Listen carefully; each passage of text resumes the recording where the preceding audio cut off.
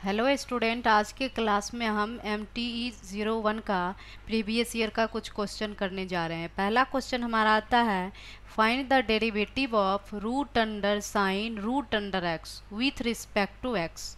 अब इसको सॉल्व करने के लिए सबसे पहले जो हमारा ये दिया हुआ है उसको हमने y मान लिया, तो y is equal to root under sine root under x. अब क्या करेंगे, यहाँ पे रूट अंडर एक्स को हमने माना t, तो रूट का मतलब होता है पावर हाफ 1/2। तो यहाँ पे हमने लिखा x का power half is equal to t के। अब दोनों साइड हम x के रिस्पेक्ट में डिफ्रेंशिएट कर देंगे, तो जो डिफ्रेंशिएट किया वो हमें मिला 1/2 x to the power 1/2 minus 1 is equal to d t upon d x. ये 1/2 माइनस 1 किया तो इस x का पावर -1/2 आएगा, तो उसको मैं नीचे लेके आ गई। मीन्स हमें मिला 1/2 root under x is equal to d t upon d x.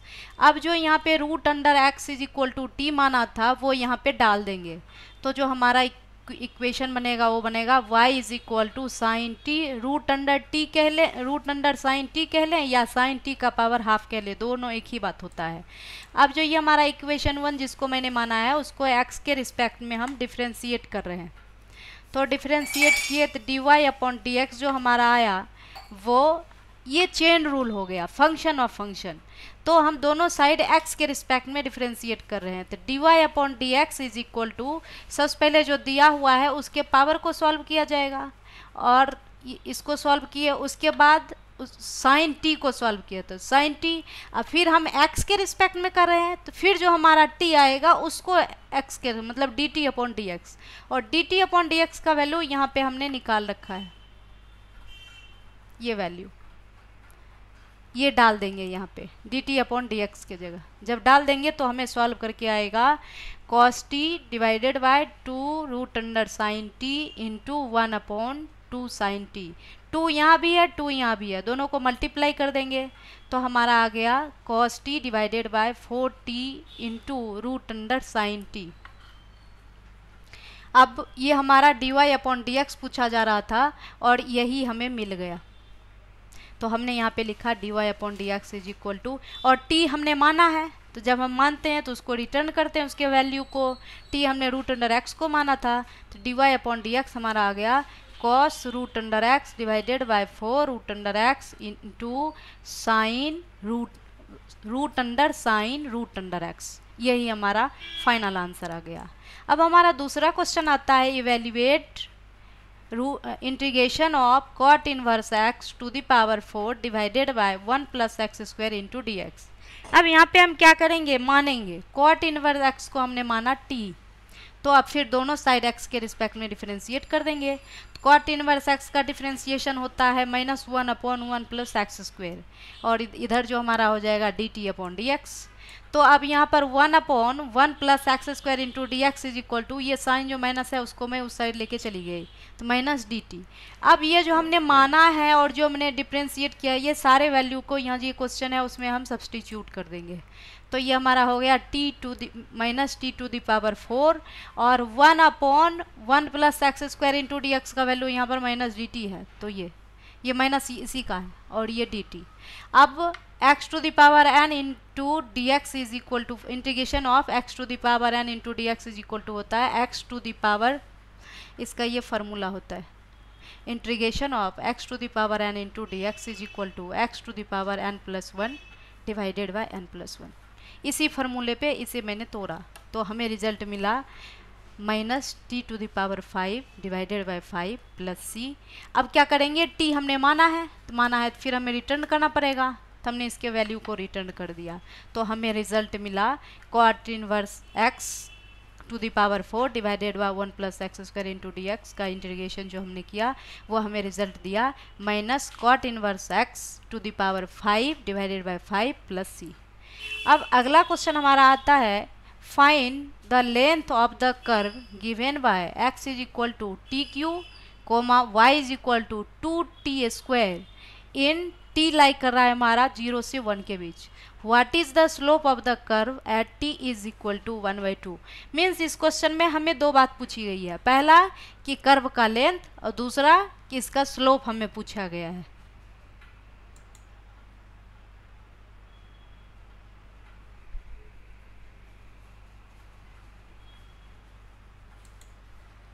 तो अब सबसे पहले क्या करेंगे, इसका जो लेंथ का जो फॉर्मूला होता है वो होता है integration of T1 to T2 root under dx upon dt का whole square plus dy upon dt का होल स्क्वायर इंटू dt। तो सबसे पहले क्या करते हैं, x को भी t के रिस्पेक्ट में डिफ्रेंशिएट कर लेते हैं और y को भी कर लेते हैं। तो x को dx अपॉन dt किया तो 3t स्क्वायर मिल गया और dy अपॉन dt किया तो 4t मिल गया। इस दोनों वैल्यू को उठा के यहाँ जो हमारा फॉर्मूला मैंने लिखा है यहाँ पे आपको डाल देना है, इस फॉर्मूले में ये जो दो वैल्यू आया है इसको। तो जब डाल देंगे तो हमारा जो आ जाएगा वो हमारा यहाँ पे आया L is equal to integration t हमारा कह रहा है कि 0 से 1 के बीच लाई कर रहा है, तो यहाँ पे लोअर लिमिट 0 हो गया, अपर लिमिट 1 हो गया। तो यहाँ पे value 3t square dx upon dt का वैल्यू डाल दिया, का होल स्क्वायर है 3t स्क्वायर का होल स्क्वायर प्लस 4t हमारा आया है dy अपॉन dt, फिर उसका होल स्क्वायर इंटू dt।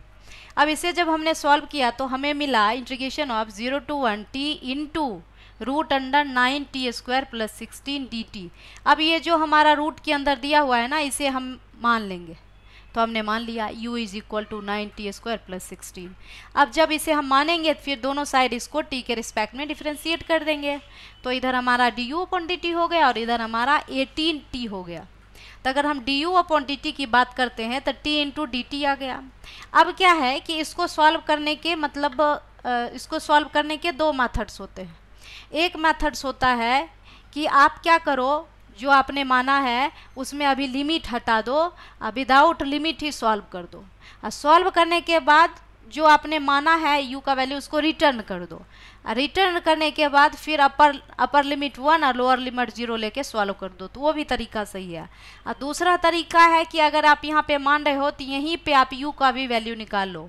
ये t का लोअर लिमिट है t के लिए और ये अपर लिमिट है, तो हम कहेंगे कि अगर t इज इक्वल टू 0 हो तो इसमें t इज इक्वल टू 0 डाल के देखेंगे क्या रिजल्ट आता है, तो हमें 16 मिला।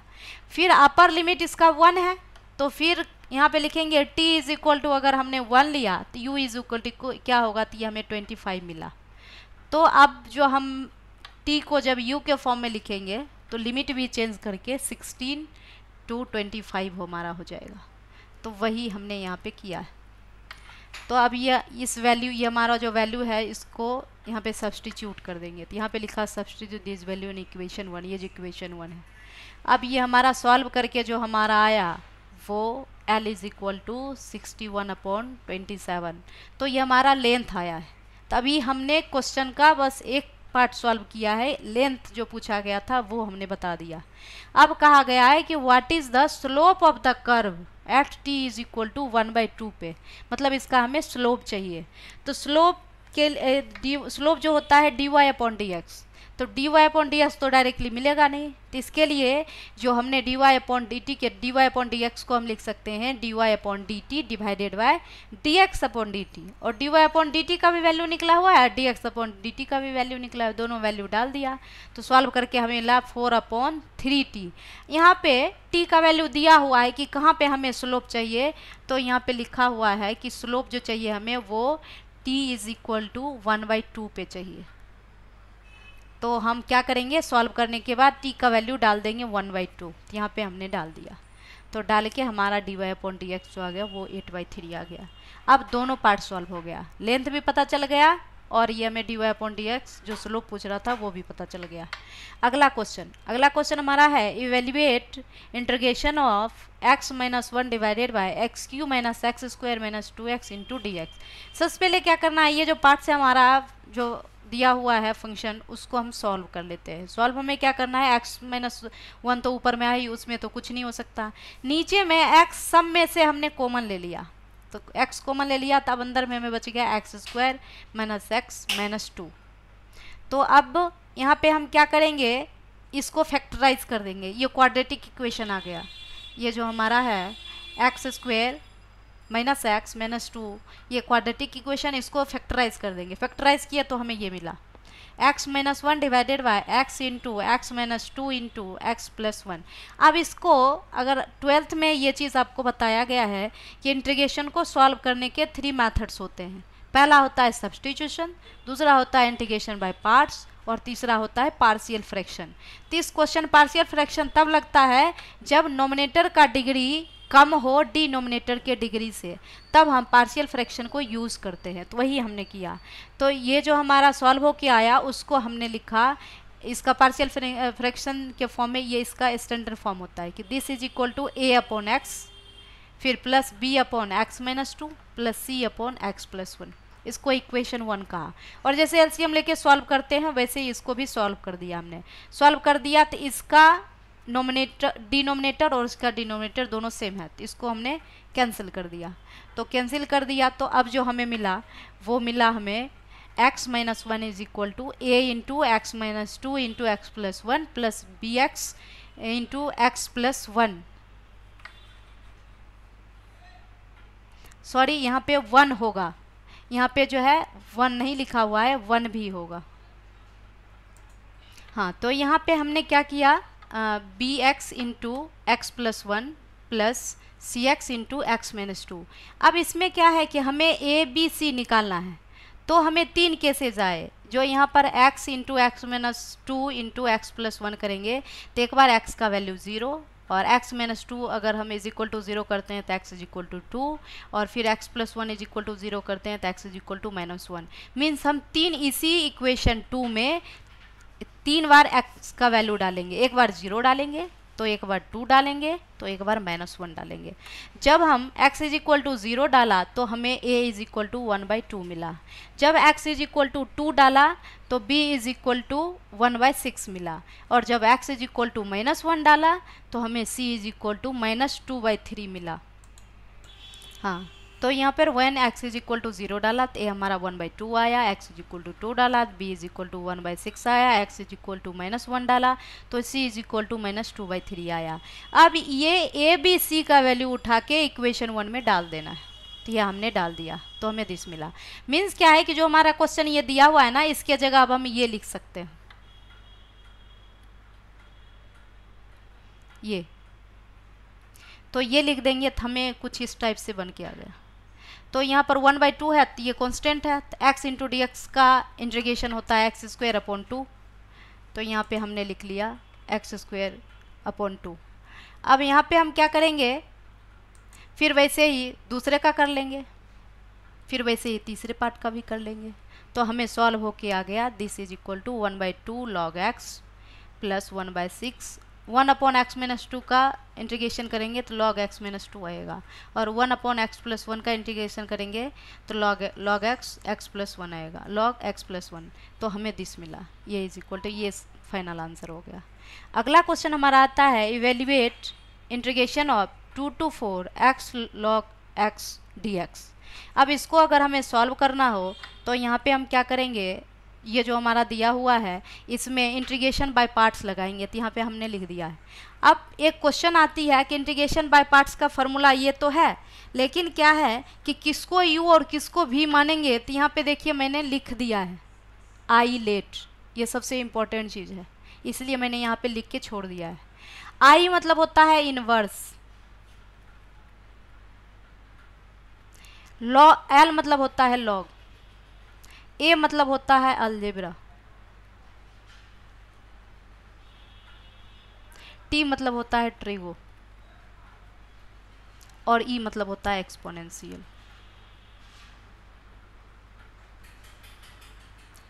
तो ये आइलेट मैंने इसीलिए लिखा है कि मीन्स क्या है कि आपको क्वेश्चन में देखना है क्या क्या दिया हुआ है। तो आप देखिए x है और ln x है, तो x मतलब अलजेब्रिक और ln x मतलब लॉग। तो यहाँ पे लॉग पहले आ रहा है और अलजेब्रिक बाद में जा रहा है, तो इसका मतलब है लॉग को u मानेंगे और अलजेब्रिक को भी मानेंगे, मतलब x को हम भी मान लेंगे। और फिर इसको इसी यह जो मैंने फार्मूला लिखा है integration of u into v into d x is equal to u into integration of v d x minus d u upon d x integration of v d x फिर टोटल का integration d x. इसी फार्मूले पे इसको हम तोड़ देंगे, इसलिए आइलेट लिख के मैंने इसको छोड़ दिया है आप लोग को समझाने के लिए।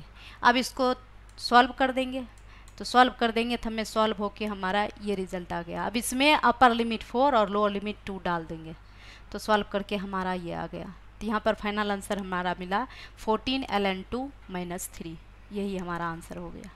अगला क्वेश्चन हमारा है find the equation of the tangent and normal to y is equal to x square minus 5x plus 6 at x is equal to 2। सबसे पहले हमें क्या करना है, जो दिया हुआ है उसको y मान लीजिए या fx मान लीजिए, कुछ भी मान सकते हैं हम, दोनों एक ही बात होता है क्योंकि y is equal to fx होता है। तो यहाँ पे हमने लिखा y is equal to x square minus 5x plus 6। तो ये हमारा fx कह दिया, वही जो अभी जो मैंने आपको बताया था, fx is equal to y is equal to ये आ गया। अब इसमें हम क्या करेंगे, ये जो 2 कह रहा है ना, 2 डाल के देखेंगे क्या वैल्यू आता है। तो हमारा एप्टूज मिला, वो हमारा 0 मिला। तो इससे हमें ये पता चल गया कि जब हमने 2 डाला तो हमें रिजल्ट 0 मिला। तो ये हमारा x हुआ, तो ये हमारा y हुआ। तो हमारा एक पॉइंट आ गया कि इस पॉइंट पे, तो यहाँ पे 2 0 मैंने इसलिए लिख दिया है।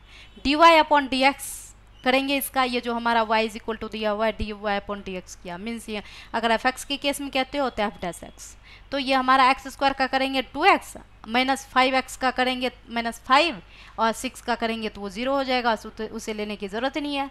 फिर ये 2 जो है फिर इसमें भी डालेंगे, तो इसमें डालेंगे ये हमें मिला f dash 2 is equal to -1 के।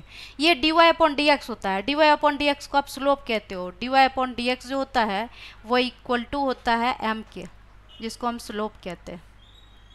तो यहाँ पे हमने लिखा है डी वाई अपॉन डी, ये हमारा मिल गया। अब इक्वेशन ऑफ टेंजेंट का जो फॉर्मूला होता है वो हमारा होता है y minus y one is equal to m into x minus x1।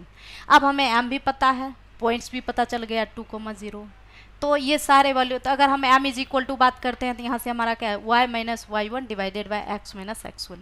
अब ये सारे वैल्यू को मैंने डाल दिया, सॉल्व करके 2 minus x is equal to y के आ गया। तो यही हमारा टेंजेंट का इक्वेशन आ गया। और हमें फिर नॉर्मल पूछा था, तो नॉर्मल में बस थोड़ा सा चेंज होता है, रेसिप्रोकल हो जाता है उसका जो स्लोप होता है। तो y minus y one is equal to -1 upon m into x minus x1। x1 y1 तो पता ही है, ये जो पॉइंट दिया हुआ था 2,0, और जो हमारा m आया हुआ है वो भी पता है, वो वैल्यू डाल दिया। तो इक्वेशन ऑफ नॉर्मल जो हमारा आ गया y is equal to x minus 2k। यही हमें पूछा गया था, इक्वेशन ऑफ टेंजेंट और इक्वेशन ऑफ नॉर्मल, ये हमने दोनों निकाल दिया।